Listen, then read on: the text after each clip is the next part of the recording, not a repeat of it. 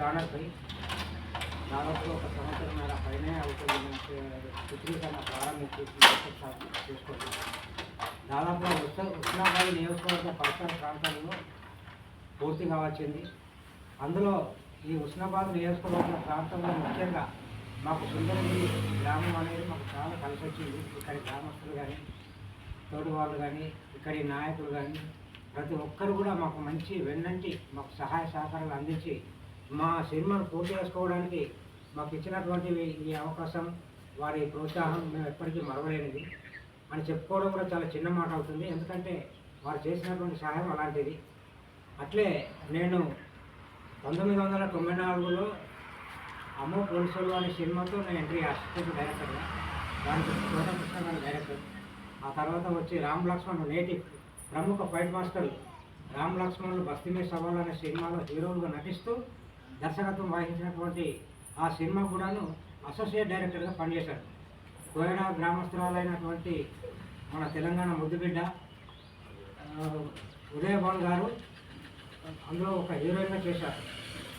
Next అమ్మో police వాళ్ళు Sivakrishna senior నటుడు శివకృష్ణ కథానాయకుడిగా శివకృష్ణ డైరెక్టర్లో దానికి కోడైనటువంటి చేశాను. ఆ తర్వాత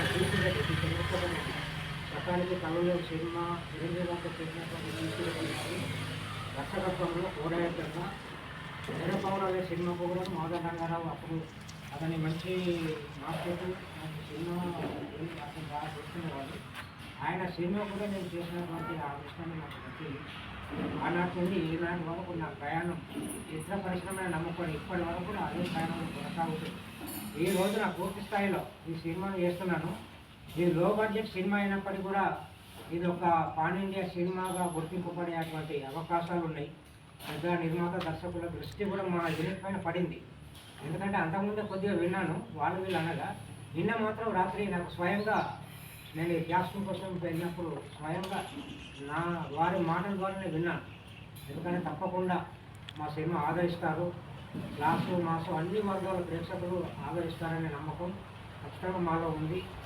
అట్లాగే ప్రతి కుటుంబం అంతా కలిసి హాయిగా చూసుకునే విధంగా ఇక్కడ అలా అసభ్యంగా కాకుండా సినిమాటిక్ ప్రకారంగా కొద్ది గొప్ప నిధి దాంట్లో కొంచెం మసాలాలను జోడించి మంచి క్లైమాక్స్తో మంచి పాటలతో తప్పకుండా ఈ సినిమా విజయం సాధిస్తుందనే పూర్తి స్థాయి నమ్మకంతో మేము ఉన్నాము.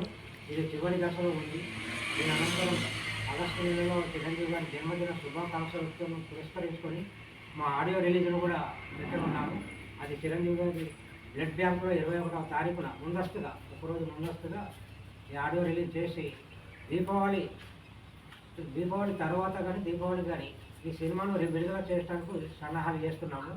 ఇక సినిమా రిలీజ్ అయిన తర్వాత ఆ దేవుడి ఆశీర్వాదం, ప్రేక్షక దేవుళ్ళ దయ వల్ల మాది ఎలా ఉంటుందో చూడాలి. ఇప్పటి వరకు అయితే చాలామంది ఆశీస్సులు నమ్మకాన్ని మాత్రం మమ్మల్ని వెన్నంటి మాకు ధైర్యాన్ని ప్రోత్సాహాన్ని ఇచ్చి ముందుకు నడుపుతున్నారు. ఇంకొక వారం రోజుల్లో ఈ సినిమాను పూర్తి చేసుకొని గుమ్మడికాయ కొట్టి పోస్ట్ ప్రొడక్షన్కు వెళ్ళడం.